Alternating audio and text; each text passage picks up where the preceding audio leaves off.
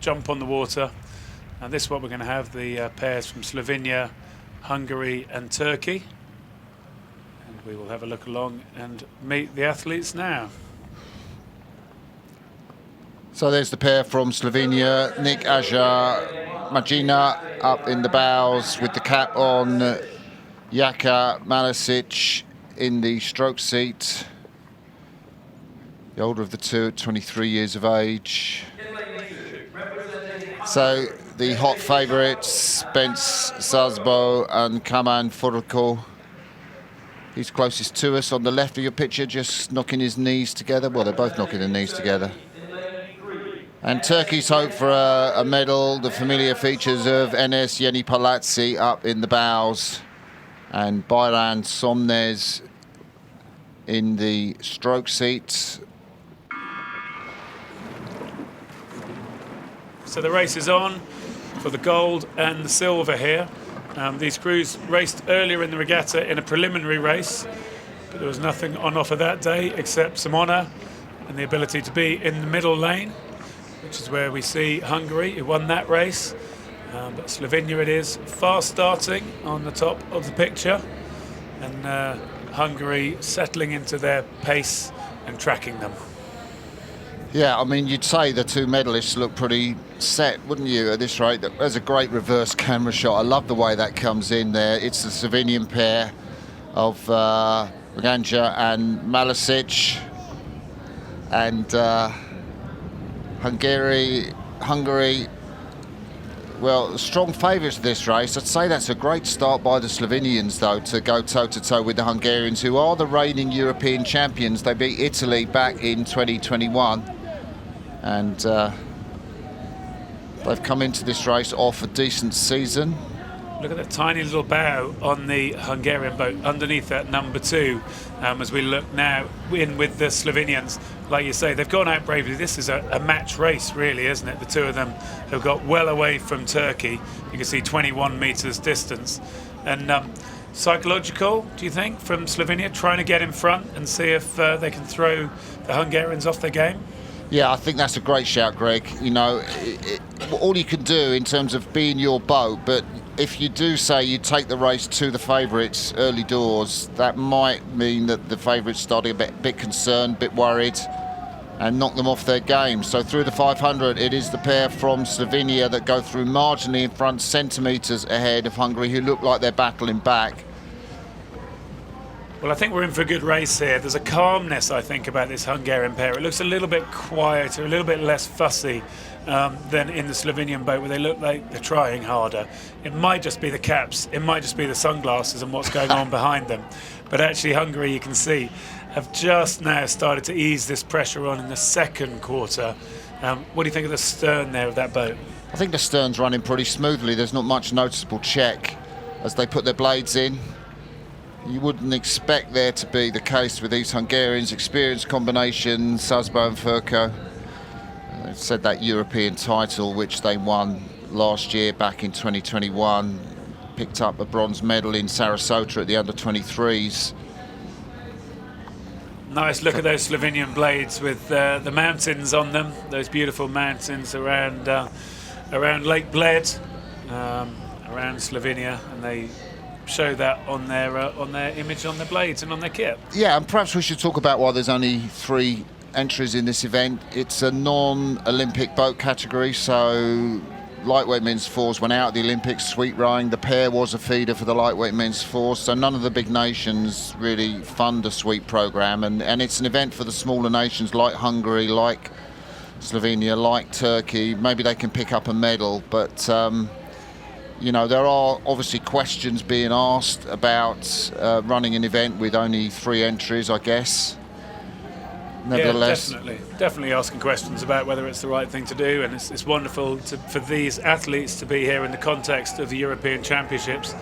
They could only race who's here, but like you say, the men's lightweight coxless 4 not being in the Olympics has meant that most of the big countries aren't funding these programs, don't have many athletes doing this discipline. Yeah. I like that look by Yenipazarlı. He's got his eye on the Slovenians. You know, Turkey don't get the chance to win many medals at the European Championships. This is their go at it, I think. and Yenipazarlı. Yeah, well, good to recognise that, as you say, Martin. We called this a two-horse race, but in fact, what looks like happened is that Slovenia have really took it to Hungary in the first 500, and now they're really paying the price for it. Yeah, they are so brave out early on, and the Hungarians weren't to be phased. Took the chance, head down now. Nick Magina in the bow, and the Turkish have moved through with 750 metres to go. Looks like a medal for Turkey is on. Slovenians will miss out on a medal because only gold and silver medals will be awarded in this three-boat race. Yeah, in that Slovenian boat, they look like they're in a world of hurt, don't they? They just went out so hard in that first 500. If you think about what they've actually experienced, that they were level or leading the boat from Hungary at the front of the field, and now they've just been rowed away from. And really, this crew from Turkey, with a far more sensible kind of race plan, just put a lot of pressure on now in the third quarter, and have got that clear water on Slovenia, and that looks uncomfortable. It does, doesn't it? And it looks a little bit, I guess, they could row a little bit long around the pin, out forward, length. There's a lot of things they can do. Yeah, there's a lot of things they could do. The thing is, what do you do with 500 metres to go? You're back in last place. You know you're not going to get a medal. You're clear water down on the Turks. You know, what's your motivation for keeping going? Yeah, it's a pretty tough one at the back of the field. At the front of the field, you just want to keep it moving well. Let's be clear, there's a headwind on the course. These are lightweight pairs, so they need to keep their form. They need to keep holding the blades in. It's going to be a long race for them. You can see they're already up to 6 minutes, and there's still, another 350 to go. It's probably another minute of rowing yet. It's going to be somewhere out on the other side of a 7-minute pair race. Yeah, the Swiss hold the records for this. The two of the guys that were in the Swiss 4 that won the Rio Olympics, Simon Cox, who was coaching the Swiss program, then decided, they want the gold medal back in 2014 in Amsterdam. And they set that world's best time of 6:22 for this event. So you do see the coaches, less so now because there aren't any sweep. There was lightweight men's 4 in the Rio Olympics, but they're sweep rowing, but there isn't now. So you don't see the coaches put their crews in because they don't have the athletes. But Hungary really blasting through the white boys now. Yeah, Hungary are racing shadows here, aren't they? That they've brought it up to 38 strokes a minute.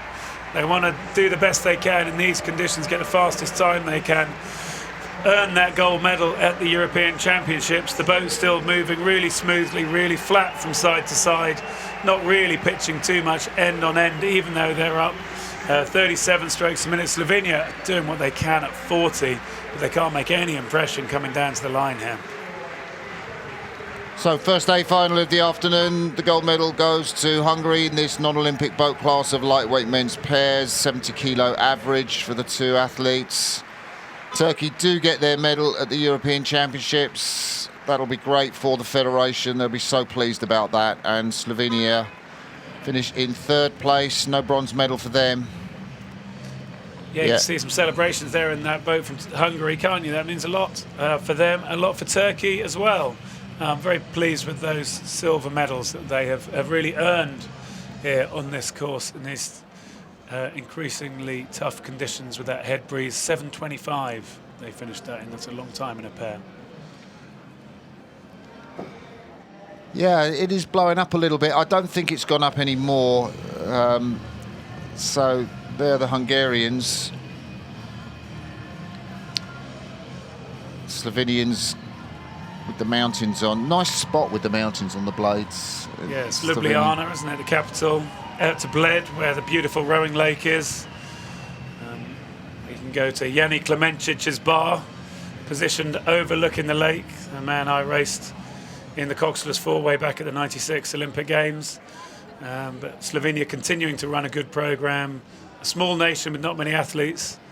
It's good to see them racing. But today was about this pair from Hungary who took the gold medal, came into it as favourites, as you said, Martin. And interesting, actually, look, they've got those little orange clams easing their gearing. They have, haven't they? That's a good spot. For the pure rowers, I hardly got time to go into it, but you can see they're rowing with the clams to just ease their leverage by about 1 centimetre which is to help them with that headwind. So a win there for Hungary ahead of Turkey and Slovenia. Gewinner der Goldmedaille und Europameister für Ungarn.